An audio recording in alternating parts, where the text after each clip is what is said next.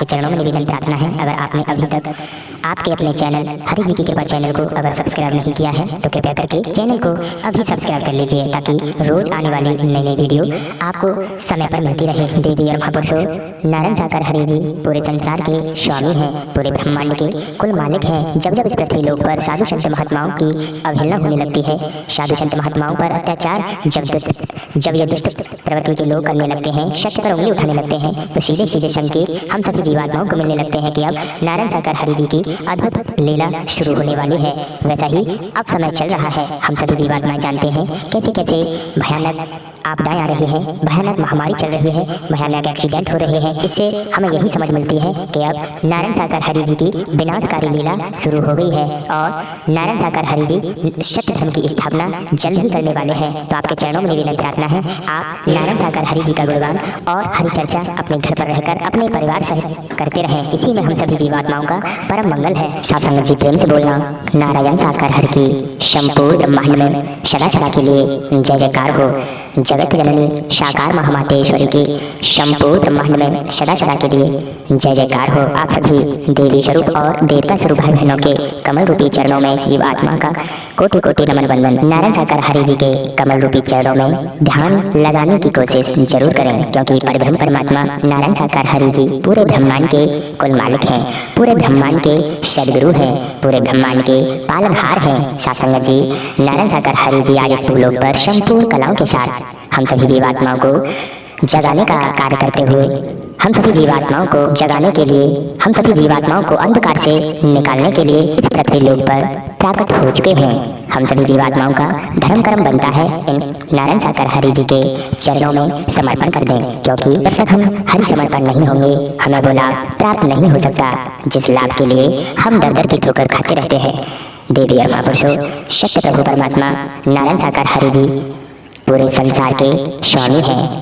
आप इनसे प्रार्थना करके देखिए, समर्पण होकर जब हम प्रार्थना करते हैं तो हमारी ये प्रार्थना जरूर सुनते हैं।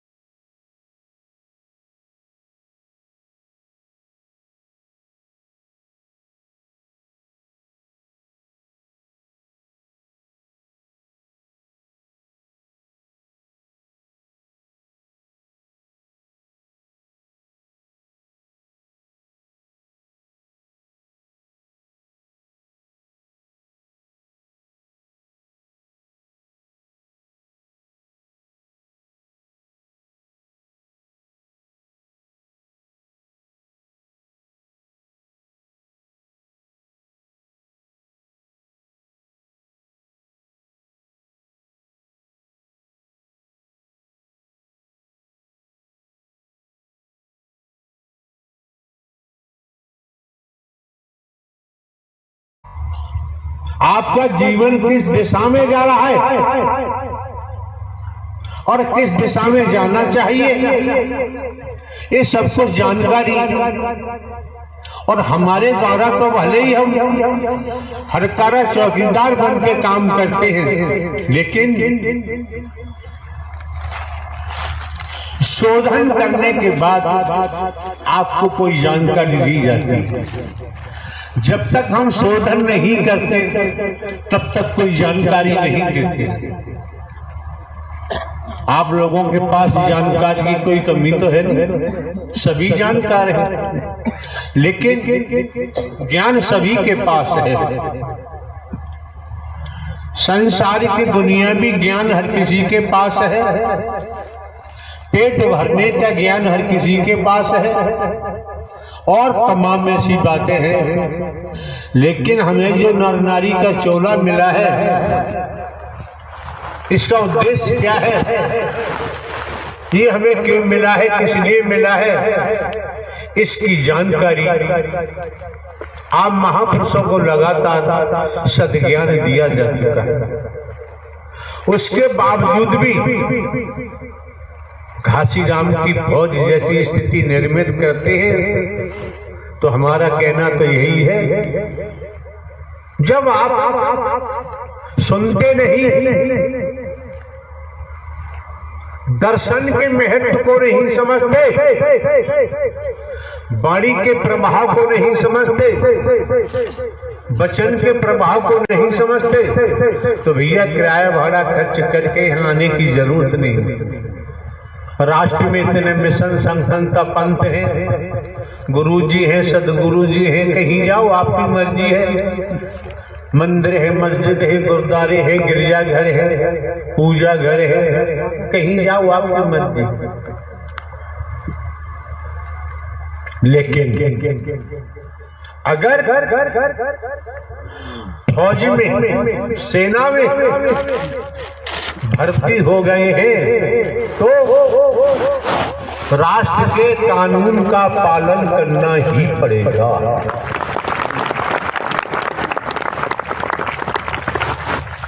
फौज में, सेना में सक्षम अधिकारी का आदेश इसलिए मानना पड़ेगा क्योंकि वो अधिकारी अपने कर्म से बने हैं, लेकिन सरकार ने उनको पोस्ट किया। अगर सेना में तो कोई संस्कार से हम भर्ती हो गए,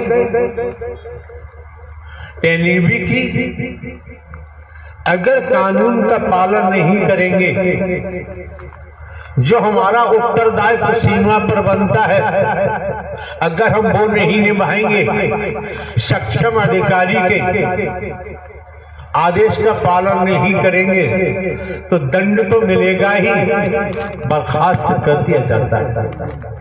क्यों? सेना में ये नहीं पूछा जाता है कि आप हिंदू, मुस्लिम, सिख, ईसाई के ब्राह्मण, क्षत्रिय, वैश्य, शूद्र हैं। वहां एक सैनिक बनाया जाता है। राष्ट्र जिसके रोम रोम में है और राष्ट्र हित की ही बात अधिकारी कहते हैं, आदेश करते हैं। सेना, सैनिक पालन करते हैं। कोई मौसम हो, सर्दी, गर्मी, बरसात, बर्फ लगातार गिर रही है, ट्रेनिंग में इतना मजबूत कर दिया जाता है, बर्फ गिर रही है। ड्यूटी पर जब सैनिक जाता है, उसी रूप के वस्त्रों को धारण करके जाता है। ड्यूटी से या ड्यूटी को छोड़कर इधर उधर कदम नहीं दे सकता। अगर इधर उधर को कदम देगा, कोई घटना, अप्रिय घटना घटित हो सकती है। तमाम प्रकार की घटनाओं से रूबरू होकर मुकाबला करना पड़ता है। आपके जीवन में खेती बाड़ी, नौकरी, व्यापार करते हुए, परिवार में रहते हुए, जब आप लोगों का आगमन इस मानव मंगल मिलन सद्भावना समागम में हुआ है, सत्य के साथ में हुआ है, किसी से ये नहीं पूछा गया कि आपका गोत्र क्या है, किसी से नहीं पूछा गया। और ये भी नहीं पूछा गया किस स्तर के आप अपराधी हैं, किस किस कदम पर भारतीय संविधान को आप तोड़ते हैं, ये भी नहीं पूछा गया। जब आप आए, आपको काला गोरा नहीं देखा गया, आपको गरीब अमीर नहीं देखा गया,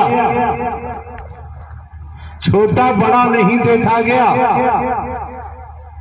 आप लोग अपने हृदय पर हाथ रख के देखे, समझे कि जब आप आए थे प्रारंभ में, तब आपकी मनोदशा क्या थी, आपके विचार क्या थे, आपकी सोच क्या थी। समय समय पर मानव मंगल मिलन सद्भावना समागम में आते रहे, सत्य का साथ किया, सुना, क्रम में ढाला। अब आपको विचार करना चाहिए कि आपके जीवन में सत्य के नाते कितने प्रतिशत परिवर्तन हुआ। अगर परिवर्तन नहीं हुआ तो हम तो एक घर का चौकीदार बनकर यही निवेदन करेंगे कि आप लोगों को मानव मंगल मिलन सद्भावना समागम में नहीं आना चाहिए। तमाम मंदिर मस्जिद गुरुद्वारे हैं, गिरजाघर हैं, मिशन संस्था पंथ है, कहीं जाओ न जाओ आपकी मर्जी है। ये जो भेड़ चाल देखने को मिलती है 27 तारीख 27/2/2022 ग्वालियर प्रवास में थे, वहां भी आयोजन चल रहा था। आप महापुरुषों की तादाद लाखों लाखों में प्रतिदिन हुआ करती थी। एक दिवस का समय माह का प्रथम मंगलवार के रूप में दोसा के महापुरुषों को दिया गया। उसी क्रिया के लिए 27 तारीख को 27/2/2022 को यहाँ पहुंचना था। ग्वालियर में आने के लिए हम तैयार हो रहे थे। हमको सूचना मिली, हम आपको अवगत करा रहे हैं, आपकी मर्जी है। सूचना मिली आगरा से 7-8 महिलाएं आई हुई हैं और वो मिलना चाहती हैं। हमारे द्वारा कहा गया, हम तो स्त्री पुरुष किसी से कभी मिलते ही नहीं, मिलने का यहाँ कोई प्रावधान नहीं है। अगर प्रावधान है तो सत्य के साथ का है, मानव मंगल मिलन सद्भावना समागम का है। यहाँ पर करोड़ों आ जाए, संसार आ जाए, संभाल करना हमारा काम है। हमें किसी सिक्योरिटी की आवश्यकता नहीं, न किसी ज्ञानी की हमको जरूरत है। भले ही हम हरकारा चौकीदार बन के काम करते हैं, फिर भी हम स्नान करने नहाने जा रहे थे, केवल बनियान और टाबिल लगाई हम बाहर आए, देखा, सुना, कोई बात भी हमने नहीं की। उन्होंने अपने मुंह से कुछ कहना चाहा, हमने सुना भी नहीं और दहाड़ जरूर लगा दी, भागो। अब रहस्य वाली बात है, 5:30 बजे सोहा 27 तारीख को आगरा में एक महापुरुष के यहाँ पहुंचे, जिनका नाम श्रीमती शीला देवी है, आगरा का। तो पहुंचे, ये मिस्टर कन्हैया लाल है, व्यापारी, उनके यहाँ काफी हुड़दंग किया। बाद में जानकारी हुई बहुत हुड़दंग किया और कहा, यहाँ वो लोग मौजूद हैं, आए हुए, वे देख, मैं निराकार और विश्वमोहनी बनकर आया हूं, मेरे दर्शन कर।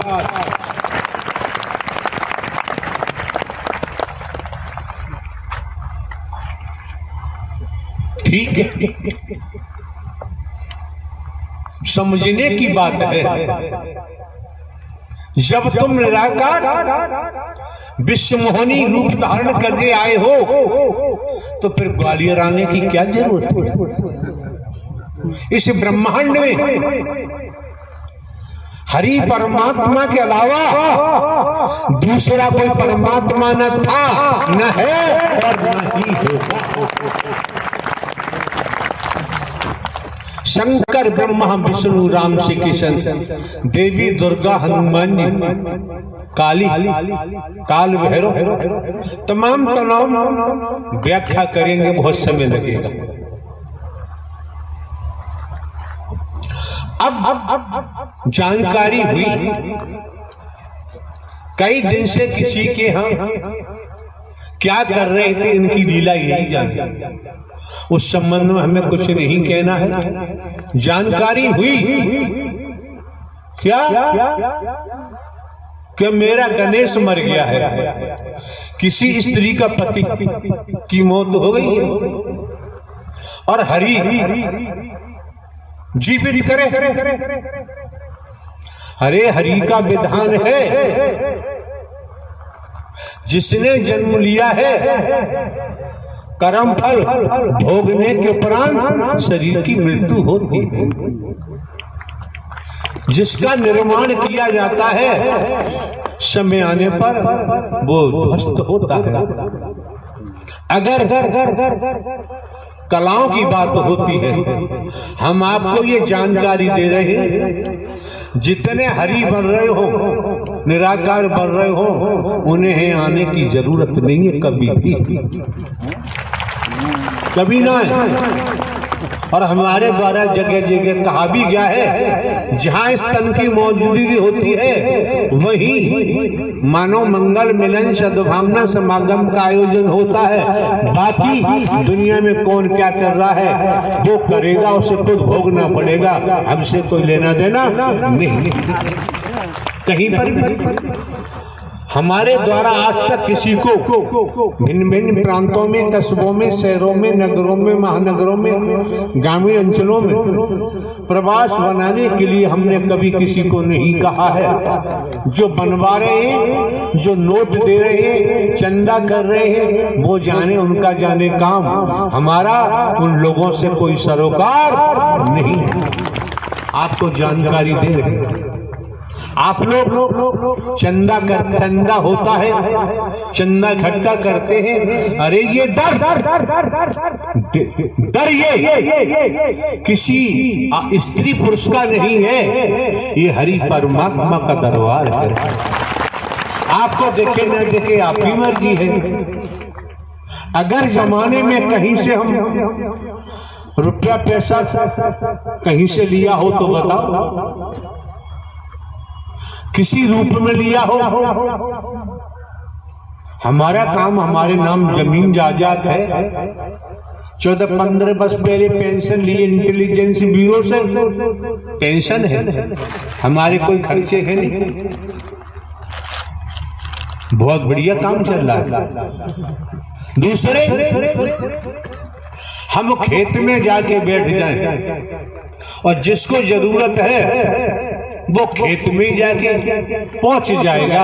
हमें कहीं महल बनाने की जरूरत, हमें दिखावा दिखाने की जरूरत नहीं है। आने वाले महापुरुषों को लूट कर